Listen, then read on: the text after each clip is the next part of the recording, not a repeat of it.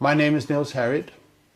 I have a master and a PhD in chemistry, and I'm associate professor at the University of Copenhagen, and I have been so for almost 40 years. And I'm 65. I have published close to 60 peer-reviewed papers in the best journals, and currently I'm involved with research X-ray time resolved spectroscopy on time scales of 1/millionth of a second. This is very fast. About 3.5 years ago, I saw accidentally Building 7 going down on a DVD, which was a recording from Stephen E. Jones' lecture he gave on Brigham Young University. And that caught my attention immediately because, for one thing, I have never heard about this building before, and second, I couldn't understand what was going on because apparently it collapsed with no reason at all. So that, as a scientist, I'm trained to trying to understand what's going on around me, and I couldn't understand.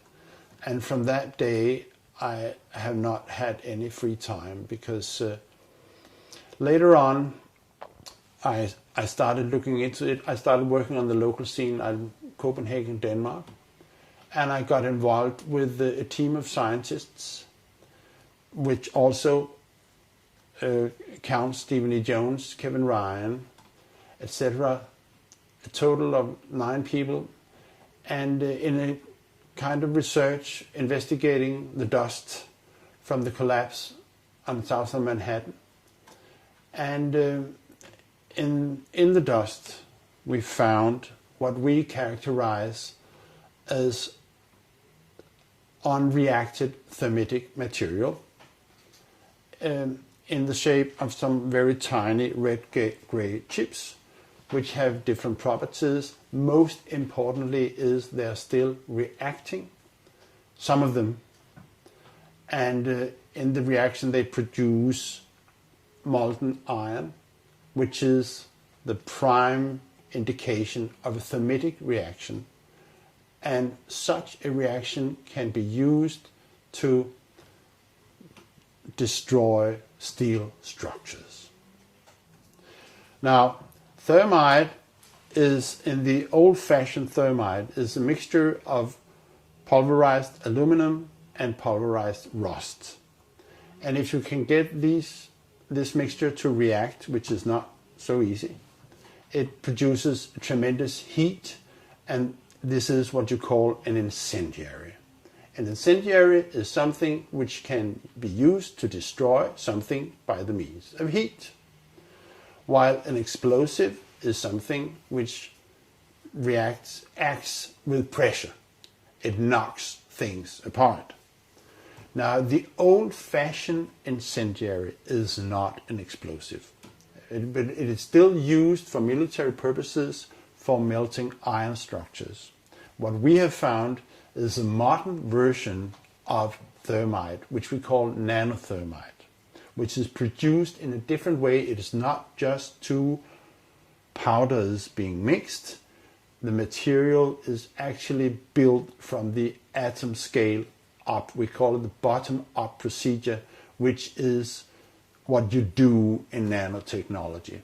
This has 2 consequences for the nanothermite, which distinguishes it from the classical thermite. First, the ingredients are much smaller, which means they are reacting faster and they are more easily ignited.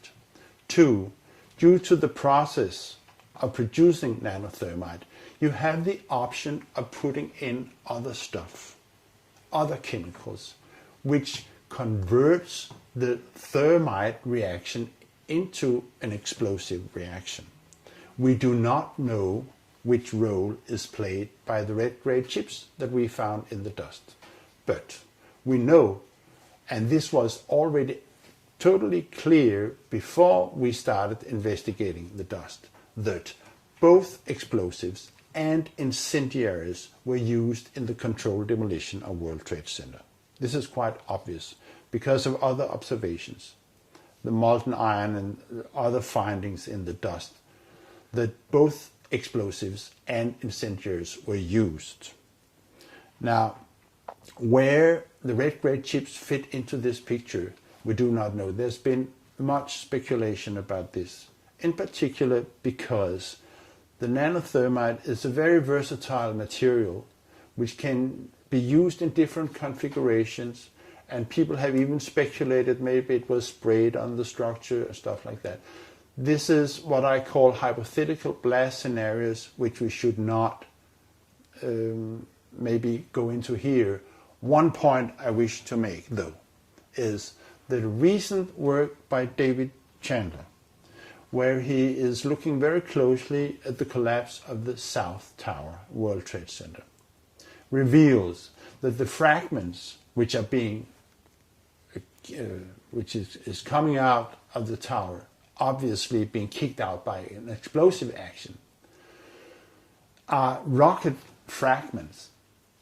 For once, they have a trail of a white trail after them, which could be aluminum oxide, which is a product of the thermite reaction. Second, they quite obviously have rocket properties, which, in my opinion, means that when we are that the discussion between incendiaries and explosives is obsolete in this situation. What we are dealing with, I think, in World Trade Center is modern military material which is unknown to the general public. And the red grade chips, the unreacted nanothermite that we have found in the dust, is just an indication that there is something wrong. It shouldn't be there. But my feeling presently, we are recording this in 2010, is that we haven't heard the whole story yet. The findings of the nanothermite in the dust is an unambitious proof that something was going on September 11th, which was unusual. And it is a finding which cannot be accounted for by any other explanation, any other process going on than this was deliberately put in the towers for the purpose of bringing them down.